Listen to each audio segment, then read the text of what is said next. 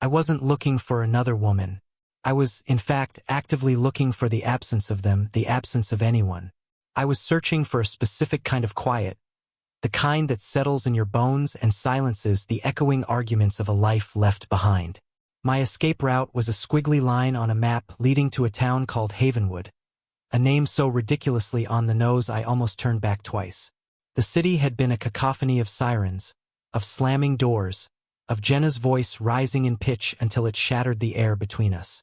Here, there was only the whisper of wind through immense, ancient pines and the damp, loamy scent of a forest that had never been properly tamed. My car, packed with the sad, curated artifacts of a dismantled life, sputtered along a road that seemed to be actively trying to lose me. Each turn looked identical to the last, a green tunnel of dense foliage swallowing the asphalt. My phone had lost service an hour ago, its blank screen a mocking monument to my city-bred hubris. I was officially, profoundly lost. That's when I saw it. Tucked into a small gravel turnout, a police cruiser sat gleaming under a shaft of afternoon sun, its presence as jarring in this sea of green as a spaceship. Relief, sharp and potent, washed over me. I pulled over, my tires crunching on the loose rock, and got out. The air was cool, heavy with the promise of rain. The officer was already stepping out of her vehicle, moving with an unhurried grace that seemed to belong to the landscape itself. She wasn't what I expected. No gruff, small-town sheriff stereotype. She was tall, with broad shoulders that filled out her crisp uniform, and dark hair pulled back in a neat, severe knot at the nape of her neck. But it was her eyes that held me.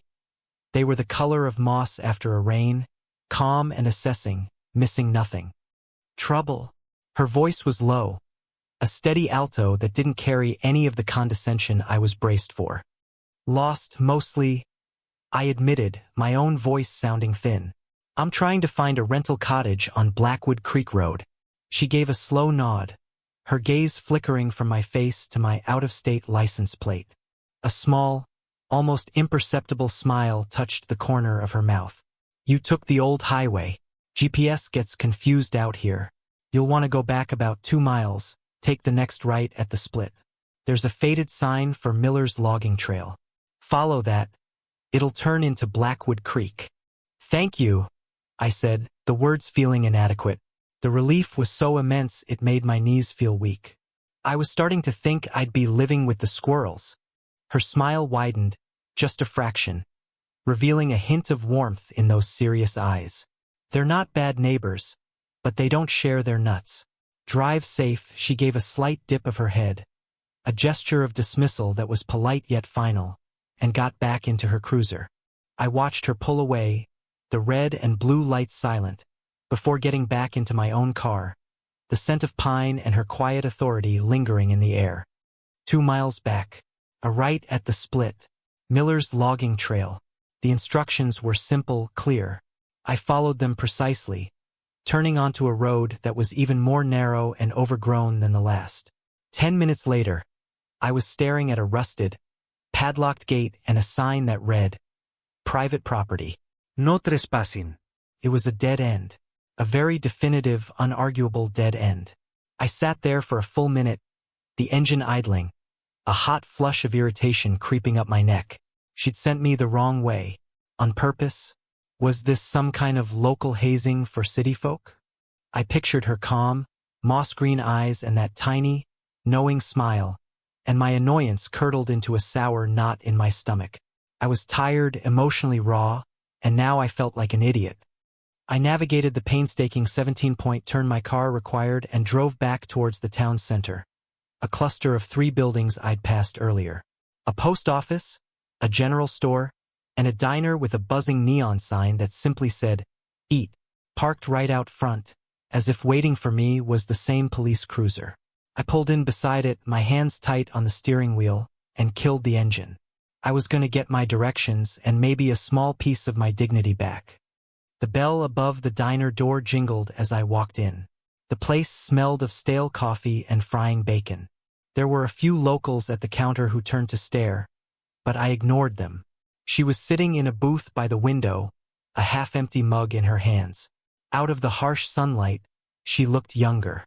The severe lines of her face were softer, and a few strands of dark hair had escaped their knot to curl against her temple. She looked up as I approached, and her expression was one of mild, polite surprise. There was no flicker of guilt, no gotcha smirk. "Miller's logging trail is a dead end," I said, my voice flatter than I intended. She blinked, setting her mug down carefully. "It is." She frowned, a genuine crease appearing between her brows. "The sign.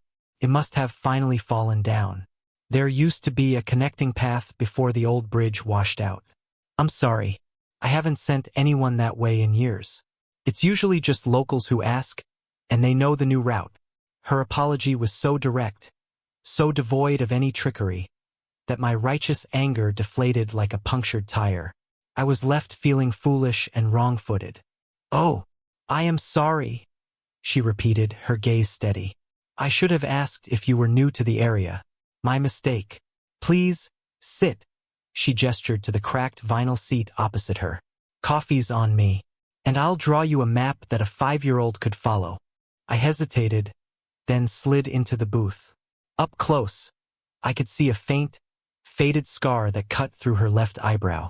Her hands, wrapped around the ceramic mug, were strong and capable, with clean, short nails. She smelled faintly of soap and the outdoors. "I'm Ava," I said, extending a hand before I could think better of it. "Elara Reed," she said, her handshake firm and brief. "Welcome to Havenwood, Ava." Sorry for the terrible first impression, a waitress appeared, and Elara ordered me a coffee without asking, her eyes holding mine for just a second too long. In that moment, I felt a strange, unwelcome flutter in my chest. It was the last thing I wanted. Elara's hand-drawn map was, as promised, impeccable. It led me down a winding but correct road to a small, gray-shingled cottage tucked into a grove of birch trees. It was exactly as the rental listing had promised. Isolated, quiet, and rustic. A little too rustic, perhaps. The air inside was musty, and the silence was so profound it seemed to have weight. I spent the afternoon unpacking, arranging my books on a dusty shelf, placing my familiar coffee mug on the strange counter, trying to impose my own order on the space. But the quiet I had craved felt different now that I had it. It wasn't peaceful. It was hollow. It gave the ghosts from my old life too much room to whisper. Outside, the sky had been gathering its forces. The bright afternoon had given way to a bruised, purple-gray ceiling of cloud that pressed down on the treetops. The wind began to pick up, rattling the ill-fitting window frames and moaning around the corners of the cottage. I'd grown up with city storms, where the sound was muffled by skyscrapers and the lights never went out.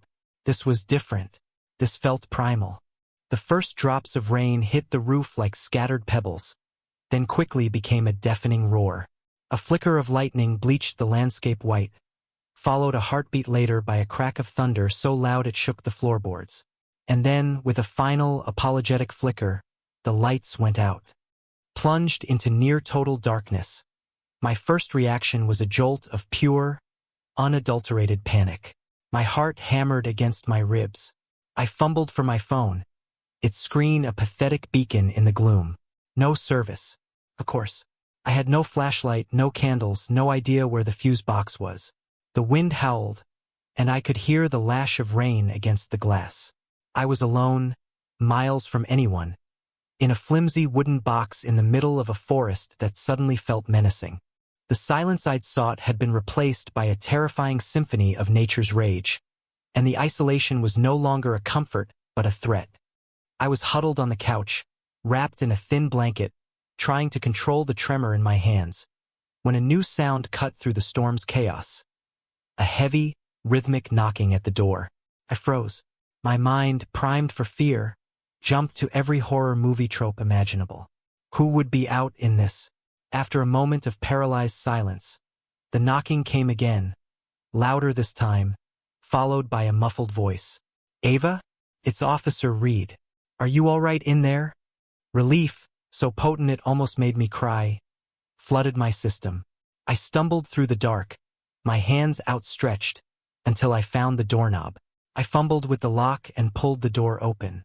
Alara stood on the small porch, a massive black rain slicker covering her uniform, water streaming from the brim of her hat. Her face was illuminated by the powerful beam of her flashlight, which she quickly angled down so as not to blind me. "Power's out across the whole county," she said, her calm voice a lifeline in the storm. "Just doing wellness checks on the more isolated properties. You have candles? A generator?" "No," I admitted, my voice shaking slightly. "Nothing. I'm not very prepared." Her gaze swept past me into the dark, empty cottage, then returned to my face. The professional mask was gone, replaced by a look of genuine concern. The smell of the storm clung to her, wet earth, ozone, and the clean scent of rain on her coat. "You can't stay here," she said, her tone leaving no room for argument. "The wind's supposed to get worse. You can come back to my place. I have a fire going, forced proximity."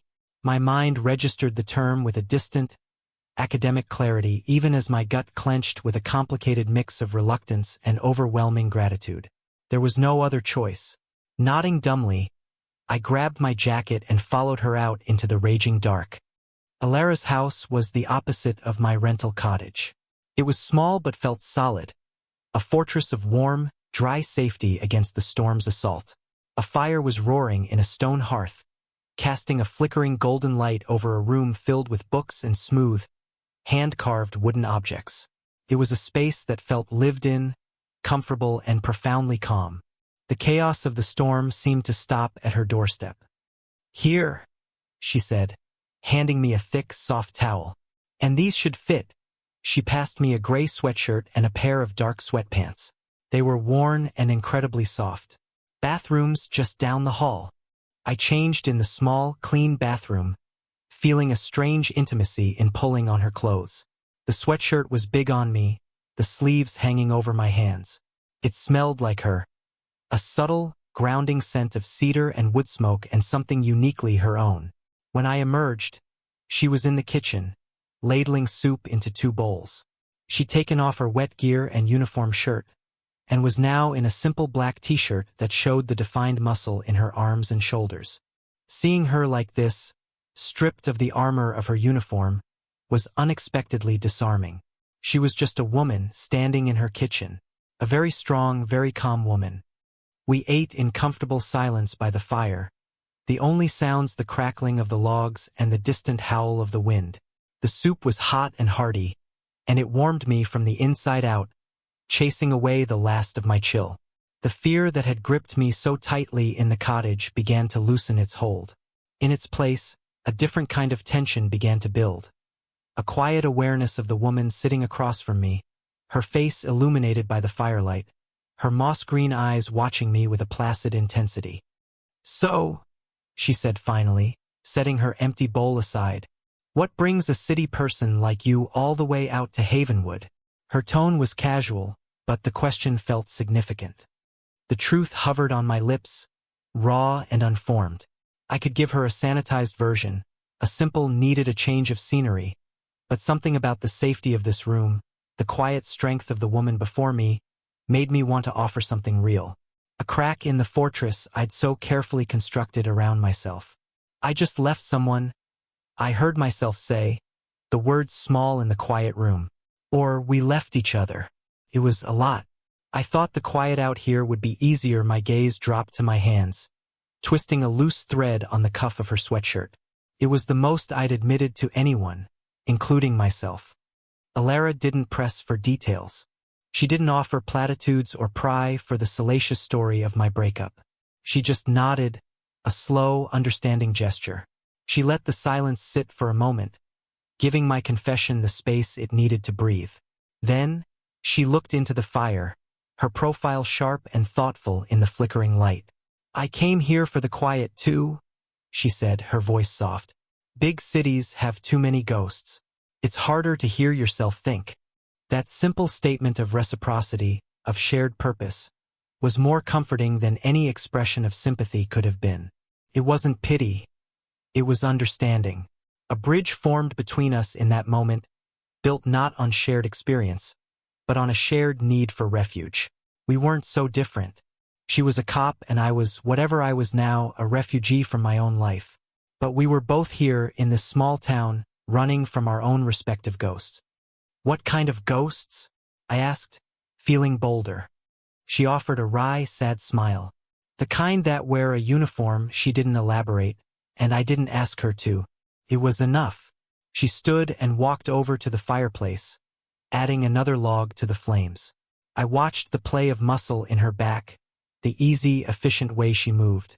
On the mantel, nestled amongst the books, were several small, exquisitely carved animals. A fox, its head cocked inquisitively. A sleeping bear, curled into a perfect sphere. A hawk, its wings half unfurled. "Did you make these?" I asked, pointing to them. A flicker of pride, quickly masked, crossed her face. "In my spare time. It helps with the thinking." She picked up the small wooden fox, her large hands surprisingly gentle as she ran a thumb over its smooth surface. "Keeps my hands busy." She was a cop who carved delicate animals from wood. A woman who sought quiet and ran from ghosts. The layers I was discovering were fascinating, drawing me in despite my resolve to keep everyone at a distance. I was beginning to see the woman underneath the uniform, and I found myself wanting to see more. The storm raged on outside, but in the warm, firelit cabin, a different kind of weather system was beginning to form, something quiet and subtle and infinitely more dangerous. The power stayed out all night. We had to figure out sleeping arrangements, a conversation that felt both mundane and charged with unspoken possibilities. Alara, ever the protector, immediately offered me her bed. "I'll take the couch," she said, as if it were the most obvious thing in the world. "No," I said a little too quickly. The thought of sleeping in her bed, surrounded by her scent, was both intensely appealing and terrifying. "I can't take your bed. I'll take the couch." We went back and forth for a minute, a polite, ridiculous dance of refusal until we reached a compromise. I would take the couch, which was large and comfortable, and she would sleep in the worn armchair by the fire, insisting she often fell asleep there anyway. She gave me a thick quilt and an extra pillow, her fingers brushing mine as I took them. The contact was brief, barely there, but it sent a jolt straight through me. I lay on the couch, wrapped in the heavy quilt, listening to the storm and the soft, steady breathing of the woman in the chair a few feet away. Sleep wouldn't come. My mind was a chaotic swirl of thoughts, of Jenna, of my new, uncertain life, and mostly of Alara. I was acutely aware of her presence in the dark, a solid, calming anchor in the room. I felt safer than I had in months. It was a dangerous feeling. Sometime deep in the night, a clap of thunder exploded directly overhead. It wasn't a rumble. It was a violent, percussive crack that felt like the sky was splitting apart. I jolted upright with a strangled gasp, my heart trying to beat its way out of my chest. The quilt had slipped to the floor. "You okay?" Alara's voice came instantly from the darkness, low and steady, not even a trace of sleep in it. She'd been awake too. "Fine," I breathed, though my pulse was still racing. "Just loud." I saw her silhouette move, and then she was kneeling by the side of the couch. The fire had burned down to glowing embers, casting just enough light to illuminate the concerned lines on her face. "It was a close one," she said softly. She reached down, picked up the quilt, and draped it back over me, tucking it carefully around my shoulders. Her movements were gentle, deliberate. As she pulled her hand away, the back of her knuckles brushed against my cheek. The touch was feather-light, probably accidental, but it ignited something deep inside me. Time seemed to slow down. My breath caught in my throat. She didn't pull away immediately. Her hand hovered there for a fraction of a second, and in the dim, red glow of the embers, our eyes met. Her calm, professional mask was gone. In its place was something raw, something vulnerable, something that mirrored the frantic, hopeful, terrified thing that was happening in my own chest. The air between us grew thick, charged with all the things we weren't saying. The storm outside faded to a distant murmur. The only sound was the frantic drumming of my own heart. In that long, silent moment, everything shifted. This was no longer about a kind officer helping a stranded stranger. This was something else entirely. She finally pulled her hand back, her expression unreadable, and returned to her chair without another word, leaving me alone in the dark with a brand new storm brewing inside me. The next morning, the world was washed clean. The storm had passed, leaving behind a sky of brilliant, cloudless blue and air that smelled of wet pine and clean earth. The silence that returned was different from before. It was peaceful, no longer hollow. But inside Alara's small house, a new kind of tension had taken its place. It was a thick, awkward silence, filled with the memory of that moment by the fire. We avoided each other's eyes as we made coffee. The easy comfort of the previous night had evaporated, replaced by a hyper-awareness of every small movement, every shared glance. She drove me back to my cottage, the journey wordless. The electricity was back on, a small miracle. "Well," she said, stopping the cruiser in my driveway but leaving the engine running. "Looks like you're all set." "Thank you," I said, my voice feeling inadequate. "For everything. The soup, the fire, keeping me from being terrified." "It was nothing," she said, her gaze fixed somewhere on the dashboard. "Just doing my job." The words were a dismissal, an attempt to put us back in our prescribed boxes. Officer, civilian, but it was too late. We both knew it. I got out of the car, and she drove away without a backward glance. The days that followed were a strange sort of torture. In a town as small as Havenwood, avoiding someone was impossible. I saw her cruiser parked outside the general store. I passed her on the main street while I was out for a walk. We ended up in the same aisle at the tiny grocery store, reaching for the same carton of eggs. Each time, our eyes would meet, and that same electric charge would arc between us before we'd both look away, murmuring polite hellos before hurrying off in opposite directions. My internal monologue became an endless loop of her name. Alara. The way her knuckles felt against my skin. The look in her eyes in the firelight. The scent of cedar that clung to her sweatshirt. I was falling, fast and hard, for a woman I barely knew, in a town I'd run to for solitude. The irony was suffocating. My fear of getting hurt again warred with a desire so intense it left me breathless. This feeling was different from what I'd had with Jenna. That had been a frantic, anxious kind of love. This was a deep, resonant pull, as undeniable and powerful as a tide. And it terrified me more than anything.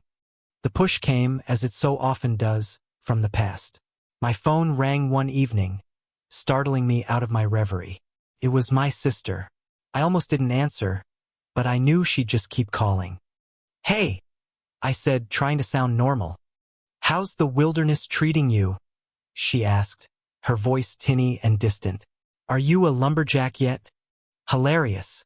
It's quiet." "Yeah, well, it's not so quiet here." There was a pause. I knew what was coming. "I ran into Jenna today. She was asking about you," she said. "She said she misses you, Ava. She looks terrible. I think she really regrets how things ended." The words hit me like a punch to the gut. Not with pain, but with a startling, absolute clarity. Jenna. The name felt foreign, like it belonged to someone else's life. I pictured her face, tried to summon the old ache, the familiar sting of love and loss. Nothing. There was nothing there but a faint, gray exhaustion. The ghost that had chased me all the way to Havenwood had finally faded. And in its place, all I could see was a pair of moss-green eyes, warm and steady in the firelight. I didn't miss Jenna. I missed the woman whose house I just fled that morning. "Ava? Are you there?" "I have to go," I said, my voice thick. I hung up before she could reply. My hands were shaking. My heart was a frantic bird beating against the cage of my ribs. I knew, with a certainty that was both terrifying and exhilarating, what I had to do. I grabbed my keys, ran out the door, and got in my car. I drove through the dark, quiet streets, my headlights cutting a path through the night, until I was parked in front of Alara's house. A single light was on in the living room. I walked up the path, my steps feeling both leaden and weightless, and knocked on her door. She opened it a moment later. She was in her civilian clothes again, a soft flannel shirt and jeans. Her hair was down, falling in dark waves around her shoulders. She looked surprised to see me, her expression a mixture of confusion and something else, something cautious and hopeful. "Ava," she said, her voice barely a whisper. The carefully constructed speech I'd prepared on the drive over dissolved into dust. The words just tumbled out, a messy, honest cascade of fear and want. "I'm so scared," I started, my voice trembling. "I came here to be alone because I just got out of something so awful, and I promised myself I wouldn't do this again. I wouldn't let anyone in. But I can't stop thinking about you. I can't stop thinking about the storm, and your house, and the way your hands felt when you tucked the blanket around me. I can't stop seeing the way you looked at me by the fire, and it's terrifying me.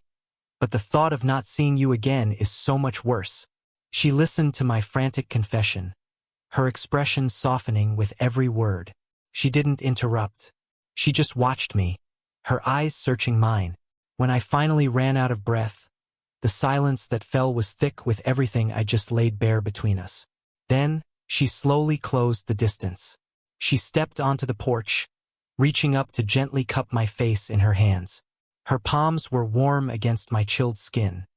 "It's okay to be scared," she said, her voice a low, soothing balm on my frayed nerves. Her thumbs traced the line of my jaw. "I'm scared too." And then she leaned in and kissed me. It wasn't a kiss of frantic passion, but of deep, profound recognition. It was slow and sure, a release of all the tension that had been simmering between us for days. It was the taste of coffee and wood smoke, the feeling of safety, the promise of a quiet dawn after a long storm. I wrapped my arms around her neck, pulling her closer, and surrendered completely to the feeling of coming home to a place I'd never been before. We ended up inside on her couch, talking for hours. I told her everything about Jenna, the jealousy, the control, the slow erosion of my sense of self. She listened without judgment, her arm a warm, solid weight around my shoulders, offering a quiet comfort that was more healing than any words could be. She told me about her own ghosts, about a partner on the force in the city who had died in the line of duty, and how the sirens and the streets all held memories she couldn't outrun. We were two broken people, but sitting there in the warm glow of her lamp, it felt like our jagged edges might just fit together. "I have to admit," I said quietly, tracing the seam on her jeans. "Part of me was a little intimidated. The uniform, the authority, it felt like a power imbalance." She turned to face me fully, her expression serious. "The uniform is a job, Ava. It's not who I am. Underneath it, I'm just Ilara, the woman who gave you terrible directions and carves little wooden animals because it keeps her sane." She smiled, a real, unguarded smile that made my heart ache. "There's no imbalance here, just us." As she spoke, my phone buzzed on the coffee table. A text from my sister. "Jenna is trying to call you. Just talk to her." I picked up the phone, my thumb hovering over the message. I looked at Ilara, at her calm, steady gaze, and I knew what I needed to do. I navigated to my contacts, found Jenna's name, and hesitated for only a second before my thumb pressed down firmly on the delete contact button. A small, simple action, but it felt like slamming a door on the past. A final, decisive click. A week later, we were sitting on her porch swing, mugs of coffee warming our hands. The early morning sun filtered through the pine trees, dappling the wooden planks in gold. The world was quiet, but it was a shared quiet now, comfortable and full. We didn't talk much. We didn't need to. We just watched the world wake up, our shoulders pressed together, the simple, solid fact of her presence beside me a constant, reassuring warmth. I had come to Havenwood seeking an escape from love, a refuge from connection. Instead, I had stumbled into the arms of a woman who felt more like a destination than a hiding place. The future was still a blank map, full of winding roads and uncertain turns, but for the first time in a very long time, I wasn't afraid of getting lost. I knew, with a quiet certainty that settled deep in my soul, that I was finally heading in the right direction. When you've been hurt, is it braver to build your walls higher, or to finally trust someone with the key to the door? If you enjoyed our story, please give this video a like, subscribe for more LGBTQ+ romance, and let us know your thoughts in the comments below.